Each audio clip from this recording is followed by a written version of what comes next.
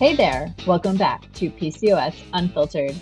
I'm your host, Lindsay, and today is a special episode because we're diving into something new on this show, the powerful world of herbal medicine for autoimmune and gut health.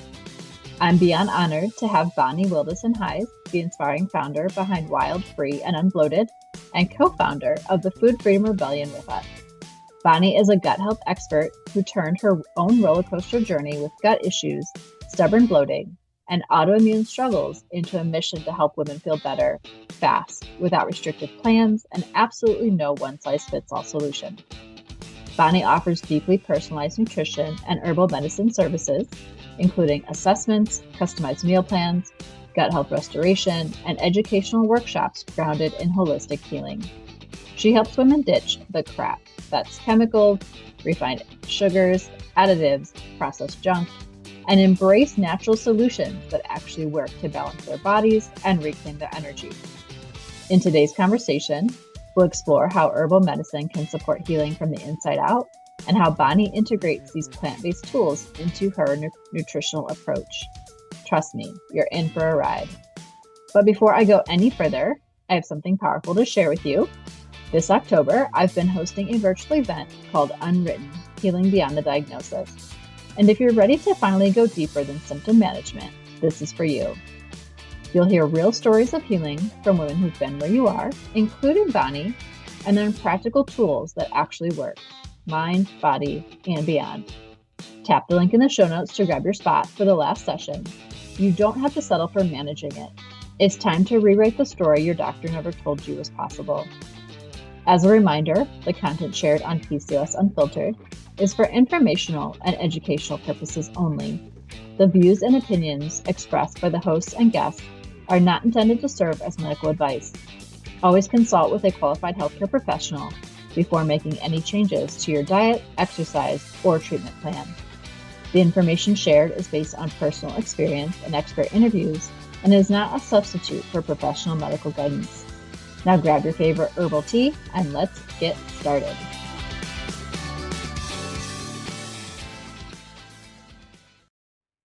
How long does it typically take for someone to notice a shift when working with herbs for healing? Sometimes it's between 3 to 6 weeks. Other times it's longer. Okay. A lot of the shifts are under the surface. So if you're hyper focusing on yourself and your body, which a lot of us, when we're trying to figure out a diagnosis, we are. So a lot of my clients will say that they start feeling a difference within that first week. They start actually noticing a difference in everything about them, their skin tone, their energy, their sleep, all of that. It starts to happen about 3 weeks. And ultimately, your strongest responses with herbs is going to be between 8 to 12 weeks. Okay. So That's good to know. it's Yeah. not a fast process. There are some Yeah. pretty potent herbs out there Yeah. that you can feel like they're really hitting you hard. But it's not, Yeah. yeah, Yeah. it's still going to take you that long. Yeah.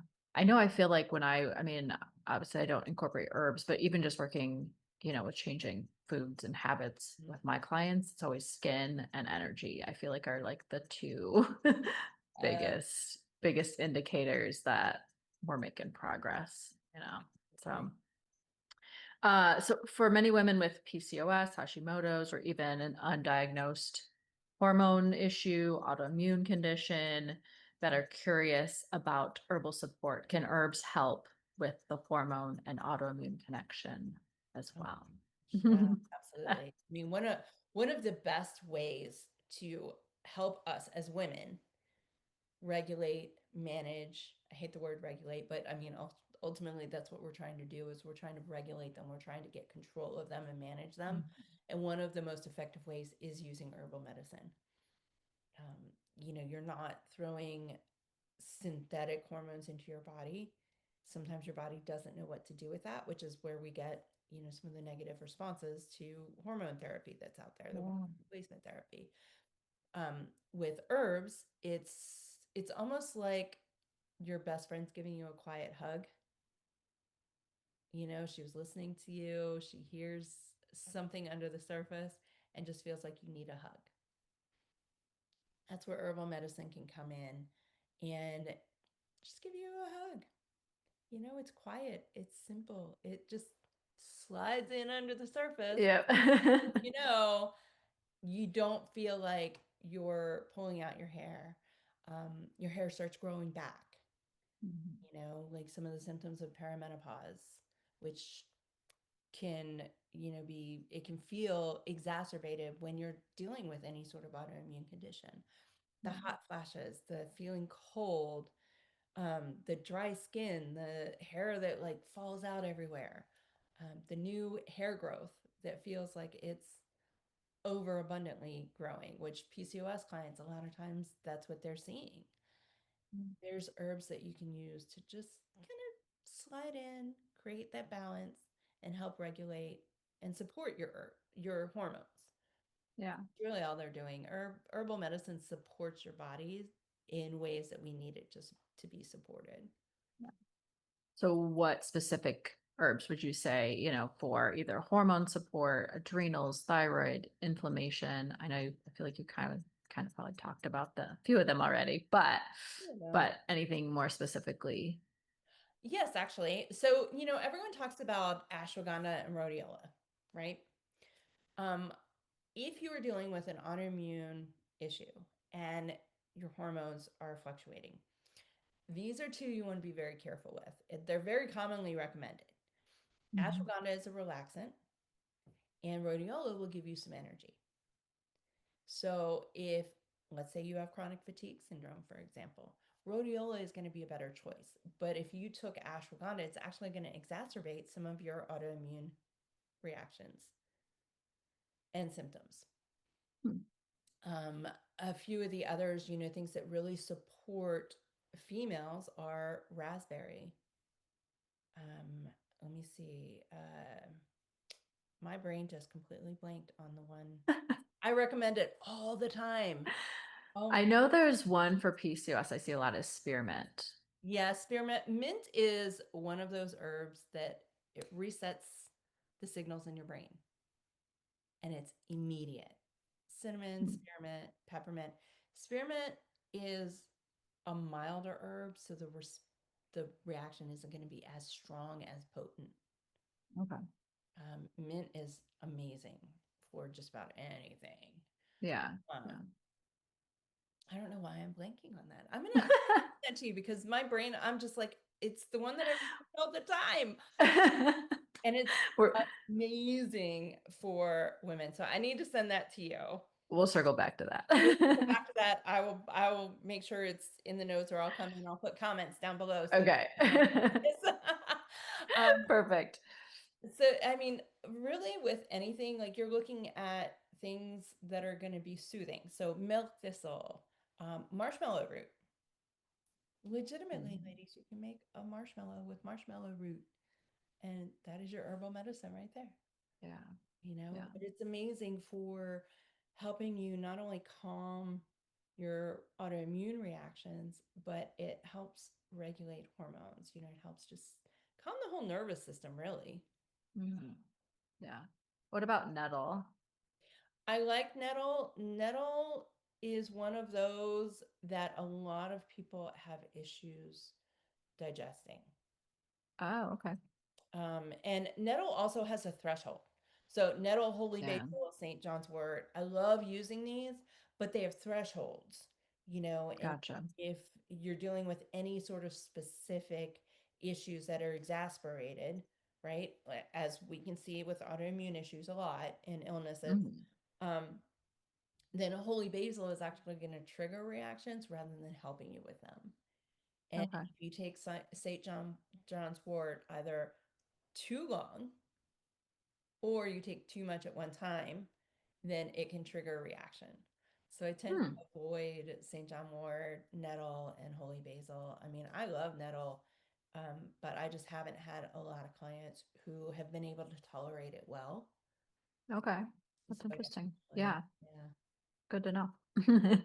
Any specific client transformation that really stands out to you, especially maybe in an area where conventional medicine fell short and you were able to really help them, you know, like open their eyes and or maybe complement conventional medicine a little bit, but anything that stands out.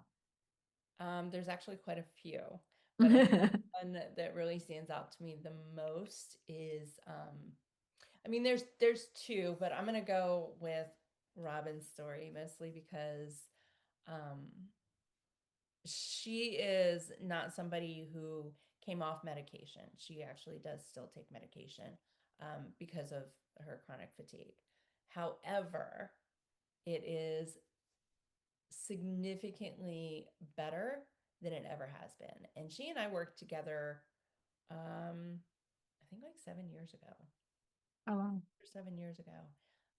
She had been to doctors for 20 years, and what had started as, this new mom basically was just whipped into chronic fatigue overnight. Yeah.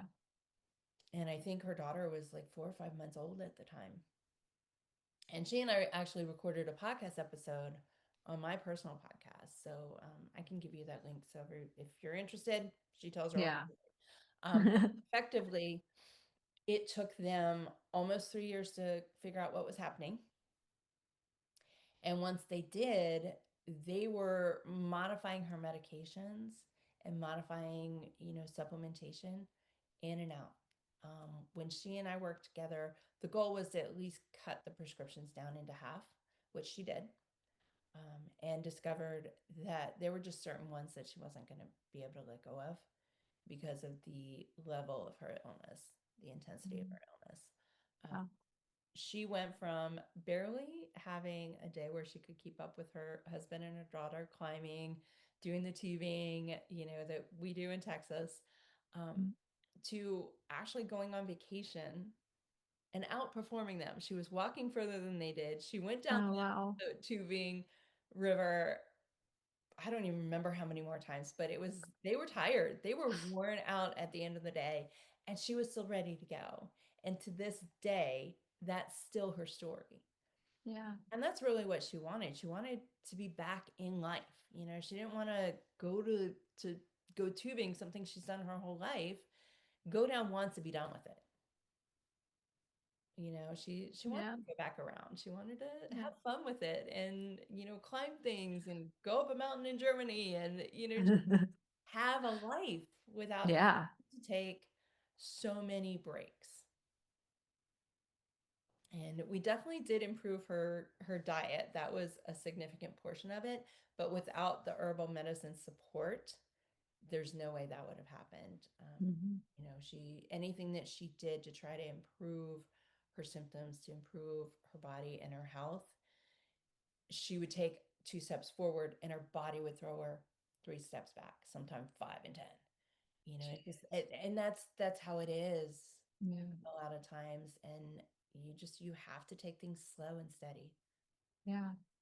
Especially when you're putting, band-aid solutions on things like conventional medicine does, unfortunately, so yeah, it sounds like you're really helping kind of get more to the root of things and Yeah, yeah. And taking that slow approach feels frustrating at some time, but because some illnesses are just so particular, like Robin's was Mhm. so specific and so particular. We worked together for a little over a year. She transferred doctors, found somebody who was holistic like I am so that she could continue on her own, keep the lessons that she learned from working with me, Yeah. and really has continued to progress well. And the fact that she's still living the life that she wants to live, she's as active as she wants to be, and she's That's still awesome. outrunning the husband and the daughter. Yeah. I love it. I love hearing Yeah. stuff like that. But Yeah. there's no way that would have happened if she kept doing such big leaps. She had to take Exactly. it slow and steady. Yeah. And celebrate all the wins along the way because, when you think you're doing all this and not seeing the progress that, the long-term progress that you want to see, you have to really, concentrate on what's in front of you and all the good things happening day by day for sure. Oh, for sure. It's it's it's such a challenge so many times. Yeah. Yeah. What are some common myths about herbal medicine that you wish more women understood? Oh, that's a good one. That it's not just fun things you put into your cup. It is like it's actual medicine, it's actual healing, it's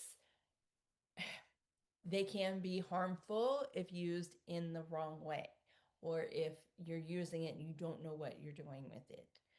Like we talked about John's wort, nettle, and holy basil. I mean, they're amazing herbs. They do phenomenal things and they really do help support the body. However, if you're in a state where a potent herb coming in is going to throw you into reaction, they're going to hurt you more than they're going to help you.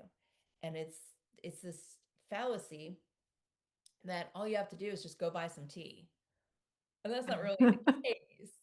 Some herbs actually work better as tinctures. Some work better as food. Garlic and oregano, the reason they're in our food so often is they work better as food.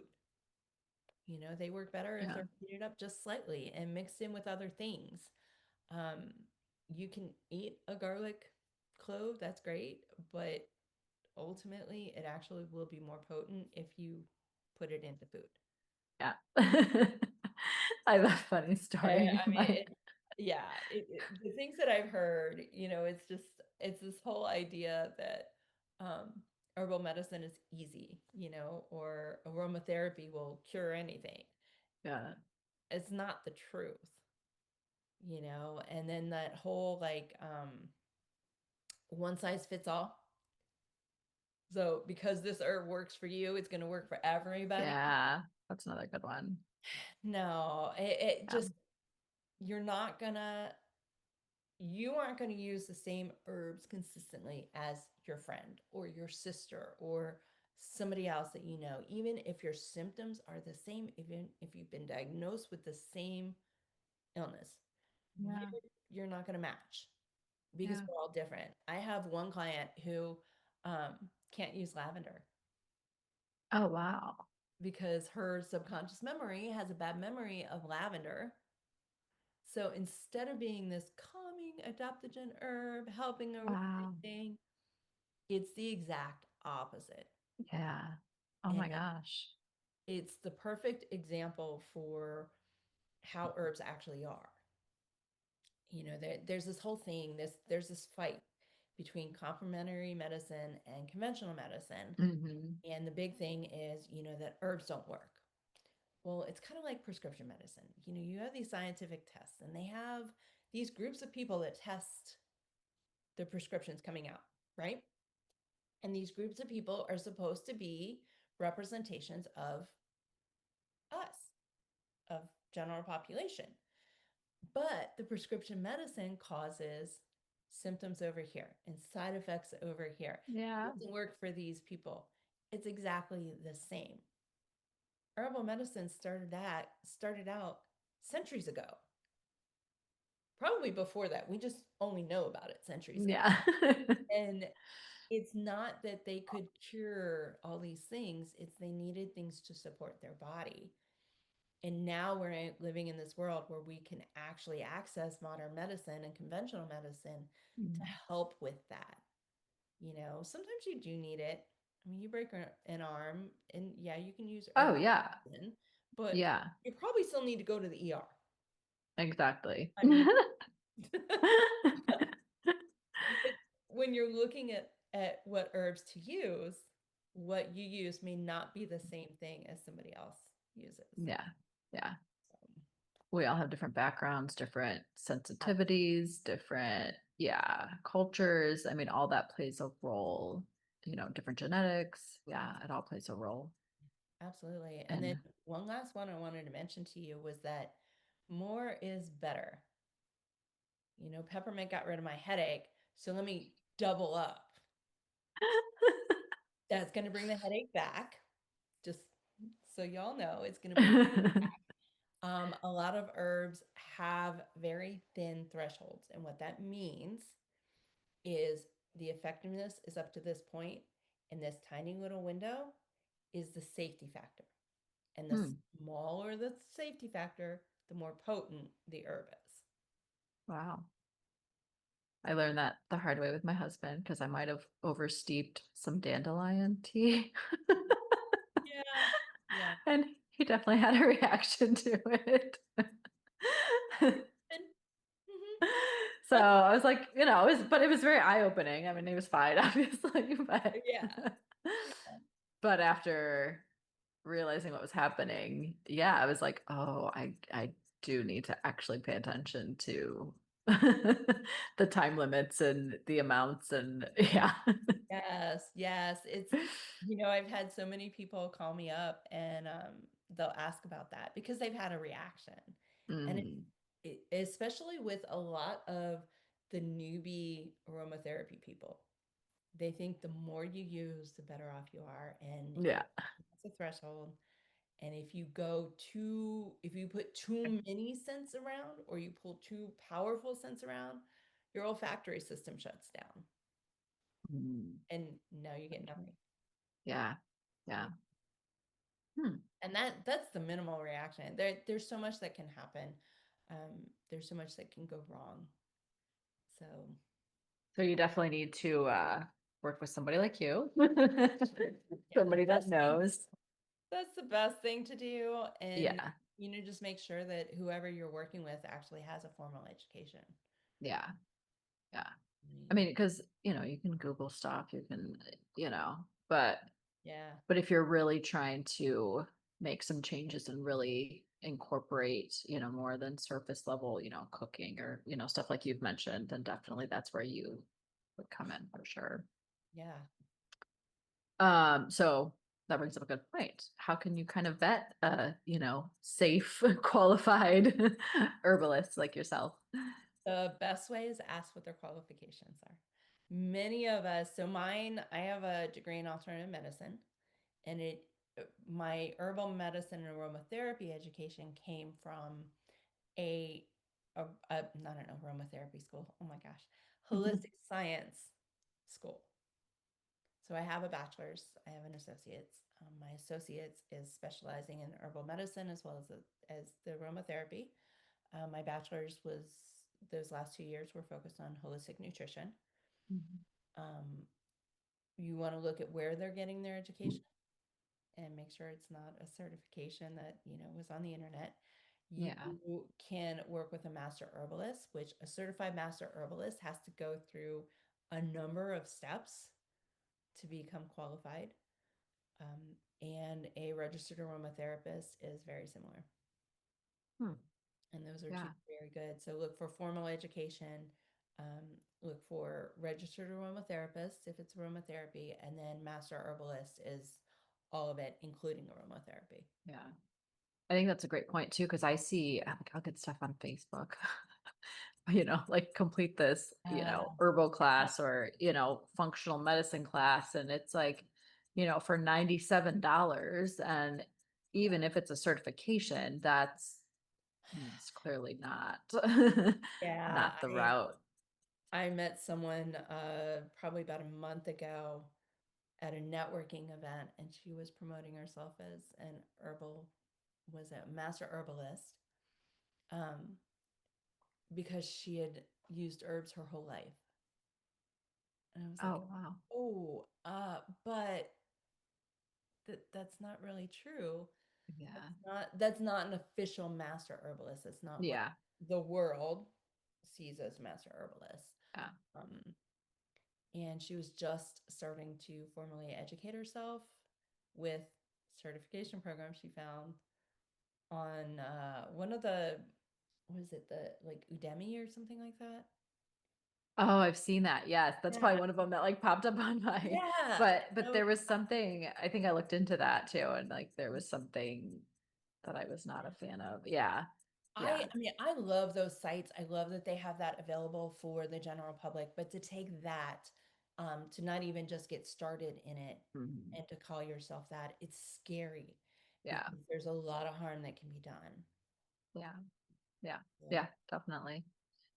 So what are a couple just beginner friendly herbs that most women could, explore to start gently, um, to heal to whether that's their immune system or any other condition? I think a couple of the gentle ones, definitely look into passion fruit tea, especially if you can get it with hibiscus or raspberry. No, yeah. Those three, it's a powerful flavor. It's Yeah. delicious. But not only that, those three work in conglomeration with each other to just support our system, no matter what stage of life that we're in. If if you're in fertility, if you're trying to conceive for any bit of time, knock off the hibiscus. In ancient practices, hibiscus was birth control. Oh. So avoid hibiscus if you're in those stages of life. But outside of that, it's kind of a triple whammy. Okay. And more consistently that you use it, it'll help calm some of the PMS symptoms. It'll calm perimenopause and menopausal symptoms. And it tastes good. Yeah. I gotta look into that one more. Yes. And I mean, really, so with those three herbs, there's not a threshold. The biggest threshold with those is the hibiscus and the reaction to our body that Yeah. it can sometimes interfere with trying to conceive and Yeah. fertility. Um, and then lemon balm. I know it's said a lot, but lemon balm, it helps you sleep. And for those of us that are mamas that are running around like chickens with our head cut off, it's a build herb. You don't feel it, you don't sense it. It just kind of one day you get really good sleep. Yeah. Yeah. And that's when you know it's starting to work. Awesome. That's always a big, it becomes a cycle, of course, is, with energy and with the hormones and the autoimmune, and the stress, like it just becomes a big cycle. And so, yeah, I feel like if you can just hit something like that to just kind of break up that cycle, just Yeah. interrupt that cycle for just a minute. Yes, yes. And that's what lemon balm does without saying anything about it. Yeah. Are there any books. We've talked about like a few brands, but DIY type tips, anything for anybody that's looking to get started, just, for personal kind of knowledge, that you would recommend. I would definitely recommend looking up Rosemary Gladstone. If you look at her website, she has recipes. She has a couple of books. Um, we had to use the more intense ones in classes, but there are DIY versions Okay. and they're very easy to understand. They're thin, they're not overwhelming in any way, shape, or form.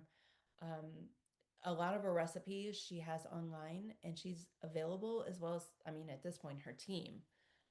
But she has very high expectations of her team members. If you Oh, are not nice. a master herbalist, you are not hired to answer questions. You're not allowed to answer questions. Um, so she's very particular about who she has chat with her. I'm happy to answer any questions that you have whatsoever. And then Carrie and I have a podcast together. So we're always talking about various challenges. So we do weekly challenges in our community. And anytime we can include herbs in that, I do. Awesome. This is a good one. What's one thing that you wish more women knew about their body's ability to heal with the help of herbs and nature? That it actually really is possible. That it's not just possible, but it's actually very powerful. And when you combine herbs with an energetic flow and improving your energy flow and your vibe as well, things like grounding, working with a Reiki, not instructor, a Reiki practitioner, taking the steps to modify your stress management just a little bit. You don't have to you don't have to take major strides. You just tiny little steps and you can do so much, but it's possible. So Yeah. many other Uh, people it's not, but it is. yeah. It is. Yeah. I get chills when because that's also why we're doing this event. Exactly. Exactly. So yeah, so besides finding you on October 23rd at the Unwritten event, where else? I mean, you mentioned the podcast. Of course, I'll put links for everything, but where else can our listeners find you and I am connect with you? on TikTok, Facebook. IG, and I'm on LinkedIn, but I spend a lot of my time on TikTok and Facebook. Awesome. And Awesome. we Yeah, have our community as well. We have our school community just for that's women. right. Yes. So I put all the links for all of that in the show notes, of course. Anything else you think we missed that you'd like to add? Um, don't think so. I think the big message I wanted to get across was that, herbal medicine is easy to use, that it's not this all-powerful thing looming over Mhm. you. But it's definitely a tool that can be extremely helpful. Yeah. Yeah. I know. I think I always wanted to make it more complicated than what it is. And yeah, like you mentioned, there's still things you have to pay attention to and risks and contraindications and, that type of thing. But it's definitely something that we can incorporate every Exactly. day in the simplest way when you really think about it. So, Right. yeah. Right. Little tiny things. Tiny movement. Yeah. Well, I thank you so, so much for being here, for joining me. And I mean, I know I learned something, so hopefully our listeners did as well. And yeah, thank you. Awesome. Thank you so much for having me. Wow, that was such an eye-opening conversation. A huge thank you to Bonni for guiding us through the crossroads of herbal medicine, gut healing, and personalized nutrition. It's incredible how she's helping women move from bloated and exhausted to balanced and energized. Not through fad diets, but through thoughtful, nature-powered strategies that truly honor the individual. If you're ready to take back control of your gut health and explore herbal medicine in a safe, effective, and personalized way, be sure to check out Bonni's offerings, from personalized assessments and gut restoration plans to workshops and herbal educational resources. You can also grab a free personalized nutrition consultation through her website to start strategizing your healing roadmap. I'll link everything in the show notes for you. And if today's episode spoke to you, just imagine what's waiting for you inside Unwritten. This event is raw, real, and so full of hope, with speakers who get it, tools that help, and a community that truly understands. Click the link in the show notes to join us. Thanks for tuning in to this Herbal Pack episode. If you found it helpful, please share it with someone who could use a natural pathway to healing. And of course, subscribe for more conversations that bring healing, empowerment, and rooted in truth wisdom your way. Until next time, keep nourishing, healing from the inside out, and thriving. Wild, free, and unbloated.